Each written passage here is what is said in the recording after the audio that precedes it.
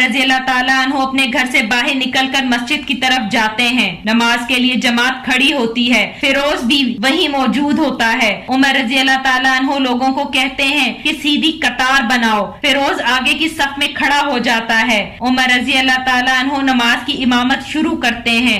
جیسے ہی نماز شروع ہوتی ہے فیروز خنجر نکالتا ہے اور آگے بڑھ کر عمر رضی اللہ تعالیٰ عنہ کی پیٹھ پر خنجر مار دیتا ہے اور وہاں سے بھاگ جاتا ہے. اس منظر میں عمر رضی اللہ تعالیٰ عنہ کے پاس دوسرے صحابہ کرام بھی موجود ہوتے ہیں. عمر رضی اللہ تعالیٰ عنہ کہتے ہیں الحمدللہ کہ میری موت اس کے ہاتھوں نہیں آئی جو سچا مسلمان ہوا. پھر اپنے بیٹے عبداللہ سے کہتے ہیں کہ کمزور مت بنو. میں نے خدا کے رسول صلی اللہ علیہ وآلہ وسلم کے شہر میں دعا کی تھی کہ مجھے شہادت نصیب ہو جو مجھے مل گئی. ام المومنین حضرت عائشہ صدیقہ رضی اللہ تعالیٰ عنہ کے پاس جاؤ اور کہو کہ عمر نے اپنا سلام